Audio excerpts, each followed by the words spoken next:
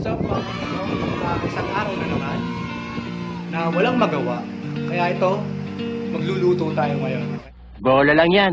So, pangangatawan na natin yung pagiging moto food vlog natin. Wedding Kung bago ka pala sa channel ko, huwag mo kakalimutan i-like yung video, mag-subscribe, tsaka hit mo na rin yung bell button para lagi ka updated sa mga kalokohan na gagawin natin, lalo na sa magluto at sa pagmamaneho ng motor. Okay? Eddie, wow. Ang lulutuin natin is buffalo wings. What? Spicy buffalo wings. Ako ba yung lulutuin? Gago! Huwag natin patagalin to. Ha? Intro, pasok!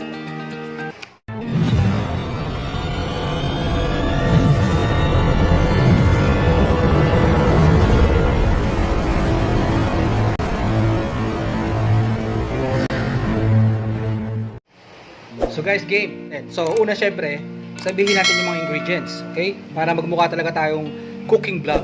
Paano masabi? So ang unang ingredients natin, eto. Chicken wings. Okay? Chicken wings. Paminta. Okay? Patis. Paprika. Paprika. Kung wala naman kayong paprika sa bahay, pwede naman din na kayo maglagay ng paprika. Okay? Bola lang yan. Ito, yung hot sauce. Ito naman, garlic to. Garlic na binlender. Okay, pwede nyo naman din gamitin yung ordinary lang na garlic na tinadtad nyo. Wala namang problema doon. Kaso mas gusto ko lang kasing gamitin to kasi mas nanunuot to sa lasa. Mas nanunuot sa lasa kasi mas pumapasok. Kasi grind na grind siya. Bola lang yan. At ito naman, butter. Okay? Siyempre, flour. Okay? At mantika.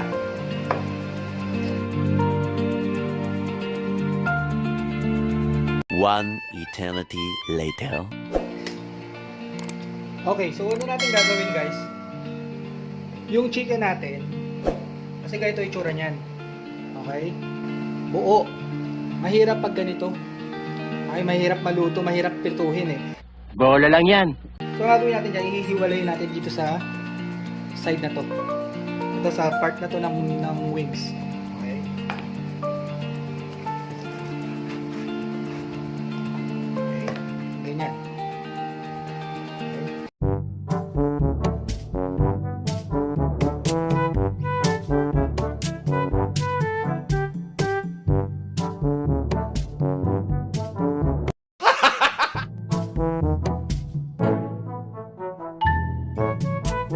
A few moments later.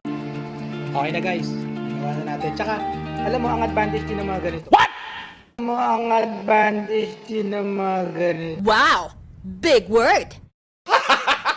Pag pinakinat mo siya ng ganito, mas maganda yung presentation. Mas magandang i-present pagkakainin na. Paano masabi? A few moments later. So, next step po natin, kailangan natin ng ganito. Yung ganitong bowl, yung malalim. Okay? Kasi dito po natin hahaluin yung mga ingredients. Okay? Lagay nyo po dyan. Nalagay na po natin isa-isa yung mga ingredients natin.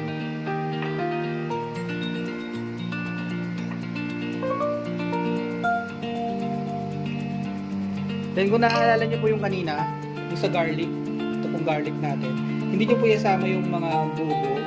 I-strainer po natin.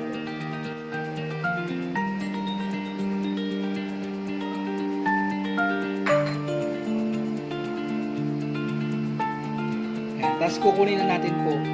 Kunin nyo lang po yung ano, ito yung mas magpapalasa dyan eh. Ito yung mas magpapalasa dyan eh. Ayan. Wedding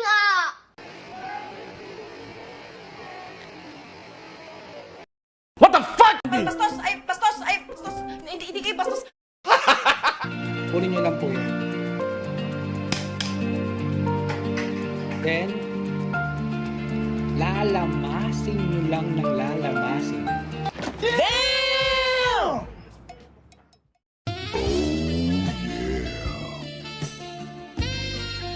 ginagawa mo? Bastos! Bastos! bastos. Importante po yung medyo matagal na paglalamas kasi po, para pumasok talaga yung lasa na pinaglalagay. One eternity later. Kung makikita nyo po,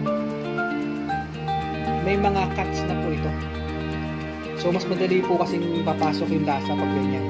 Yung mga ganyan. So, gagawin nyo rin po yan. Lalo sa mga malalaking part. Tulad nito. A few inches later. Yan. We're done. Wow! Big word! A few moments later. Okay po. Next step natin, breading na natin. Siguraduhin nyo lang po na fully coated po siya. Wow! Big word! Huwag ka na mag-Ingles.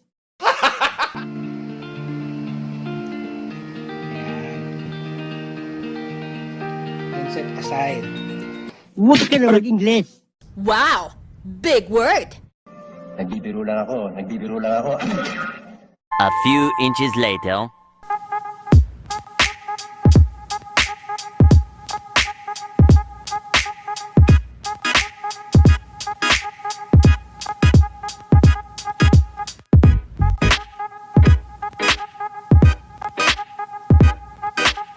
One eternity later. So, ito na po yung mga na-breading natin na chicken. Okay. So, may isang pag-sekreto ko sa pag-iprito. Wow naman! Wow! Usually po kasi yung iba, pag na-breading na ng ganito yung chicken nila, diretso prito na. Ako po hindi. Kilala kong kaliskis mo, oy. Hinihintay ko siya na para maging ganito. Yung para maging basa-basa. Ayan, ganyan po. Lang yung buhay to. Ayan. Hihintayin mo siya maging basang-basang ganyan. Bakit po natin ginagawa yan? Ito po. Ayan. Medyo basa-basa na siya. Ginagawa po natin yan para po tipid din sa mantika. Paano masabi? Tsaka maging maganda yung coating niya. Kasi pag ganito pa lang, yung kumbaga tuyong-tuyo pa yung flour, madumi po kasi sa mantika. Bola lang yan. Wow naman! Wow! Tsaka yung tendency niyan, marami nawawalang coating sa kanya pag nilagay mo sa mainit na mantika. Yan. Gusto mo lang manahimik, ha? Ha? Pero pag ganito na po siya, ganito na po yung itsura niya, yung medyo mabasa-basa na po. Okay, kapit na po yan, tsaka hindi siya dudumi kagad sa mantika. Kasi, ang problema po, pag madumudumi kagad, what? Pag madumudumi kagad, agad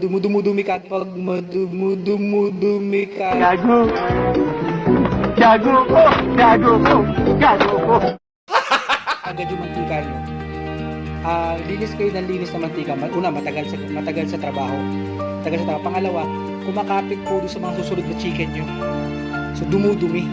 Bahala ka sa buhay mo. Dumudumi yung luto nyo. Hindi maganda yung pagkakapresent ng chicken. Okay? So, may mga kumakapit na sunog na flour, mga ganun po.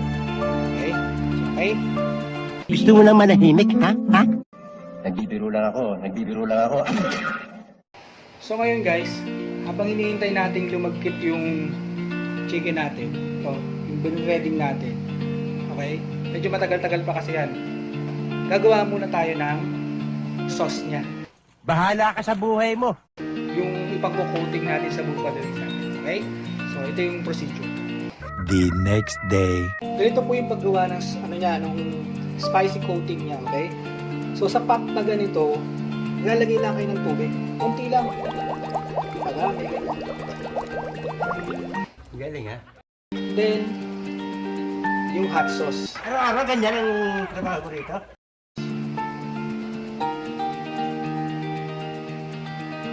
And syempre, yung butter natin. Halo-haloyin lang natin. Will you please repeat it?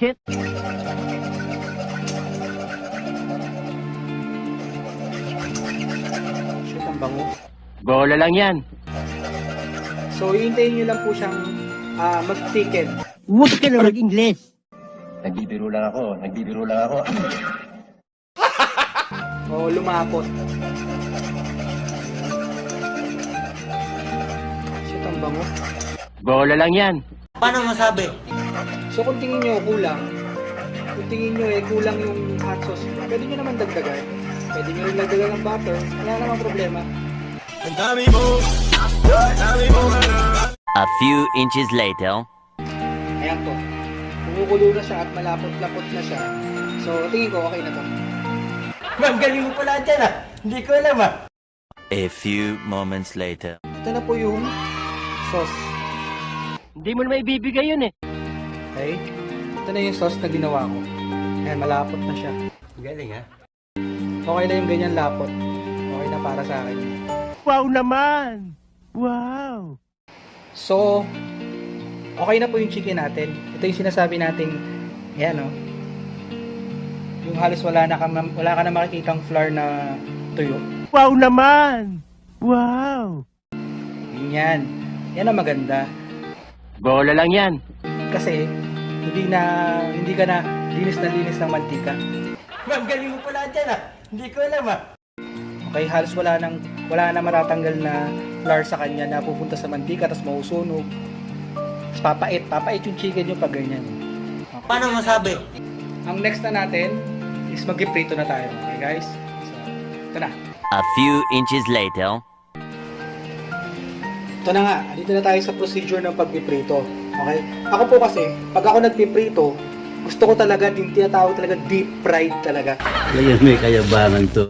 Ayoko nung yung baliktad ka ng baliktad kasi nga konti yung mantika mo. Ayoko nung ganon. Kasi Wow naman! Wow! inahasayang yung pagluluto mo. Nag-effort ka na din lang. Huwag ka na mag-Ingles. Gago ka rin eh. Diba? Sagadin mo na. So, tanong makantika ako. 1 litro yan. Ngayon may kayabangan to. Okay? So, ayan. Pakita ko na sa inyo ngayon yung pagpiprito. Actually, ano lang to eh. Basic lang to eh. Basic lang na napagpiprito to. Kaya nga, ikaw alam kung magaling ang tsamba mo, malakas eh. So, walang masyadong importante. Okay, game. Sinasaludoan kita. Hey! So guys, tip lang sa pagpiprito. Huwag niyong i-overcrowded Wow! Big word! Huwag ka na mag-Ingles. yung pinagpiprituhan nyo. Kasi, pag sobra-sobra yung chicken na nilagay nyo doon, hindi siya magiging crispy. Ang Bola lang yan. nangyayari, naluluto siya, oo. Pero, ang nangyayari lang doon, para lang kayo nagpapakulo. Ano ka nasisira, ulo? Okay? So, hindi siya magiging crispy. Ulit-ulitin ko pa ba? Pag naluto man siya, ano lang, sagi. Huwag ka na mag-Ingles. Nagbibiro lang ako. Hindi siya crispy. Okay, so dapat, enough lang yung chicken na Huwag ka na mag-Ingles. ilalagay nyo sa isang prituhan. Huwag yung sabay-sabay. Okay, ang pagluluto, passion to. Wow! Big word! Gusto mo lang manahimik, ha? Ha? Okay, hindi minamadali. Bola lang yan.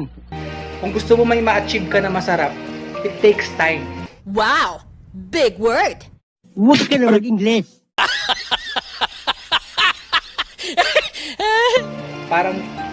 Parang pagmamahal lang yan. Haharanahin kita, saan man tayo mapunta? Wow naman! Wow! Bakit yan na inaasal mo? Ano bang drama mo sa buhay? Okay, ngayon, mainit na yung mantika natin. Galit na siya. Okay, so isa-isahin natin nalagay na yung mga na-breading natin na chicken.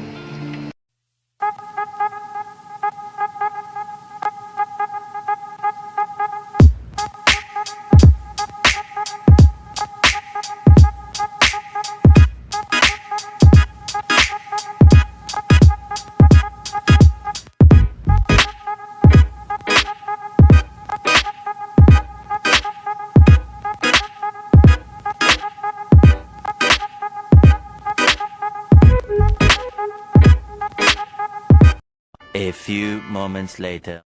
Okay, ito na yung unang batch natin. Ano? Golden brown. Diba? Diba? Yan ang tamang pagluluto ng chicken. Tapos, i-strainer natin. Yan, diba? Golden brown. Yan yung sinasabi ko sa inyo technique kanina na huwag nyo ika-crowded. huwag nyo ika-crowded yung pot nyo o yung kalan, yung kawali nyo para makuha nyo yung gusto nyong ganda ng chicken nyo, di ba? Nakita ba? Aray ko, putakin na mainit. Aray ko, putakin na mainit. Aray ko, putakin na mainit. Alas man ang bunga nga mo. They ask you how you are, you just have to say that you're fine when you're not really fine, but you just can't get into it because they would never understand. Anong yan? Paano ko hindi iyak? Napaso ako eh. Talagang may pagkatanga ito. Tama kayo. Ako na mali. Sakit ko na bobo. Mga bobo!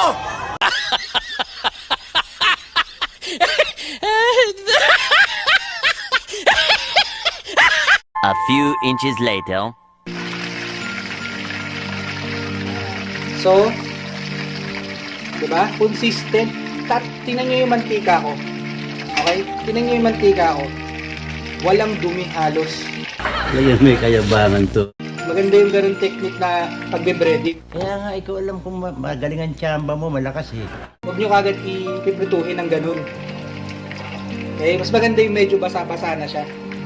Bola lang yan. So, next batch.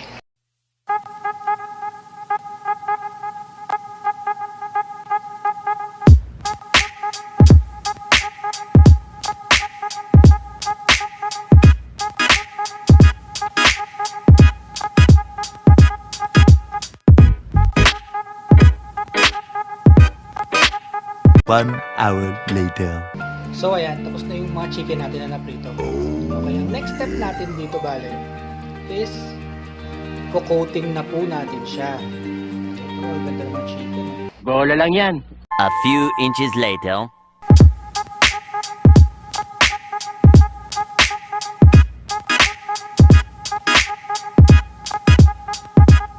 Oh my God! A few moments later.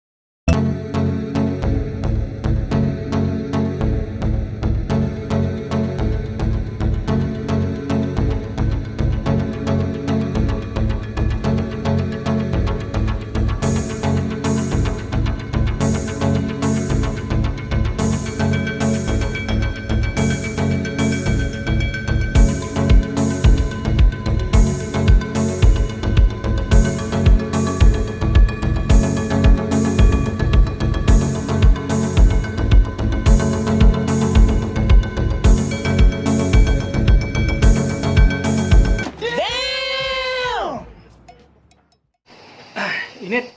Parang may problema ka. So that's it guys. Tapos na tayo magluto. Na-present na rin natin ng maayos. Bola lang yan. At yun. Sinasaludoan kita. Kaya nga, ikaw alam kung magaling ang tsamba mo, malakas eh. So kung meron kayong mga suggestions kung ano yung mga gusto nyo pang iluto natin next time, comment nyo lang down below. Bahala ka sa buhay mo. Okay? So huwag nyo kalimutan kung nagustuhan nyo po yung video. Parinig ka ng parinig eh. Like nyo po and mag-subscribe na rin kayo, then hit the bell button para updated po tayo sa mga susunod pa natin mga vlogs. Okay mga kanoo? Ciao! Gusto mo nang manahimik, ha?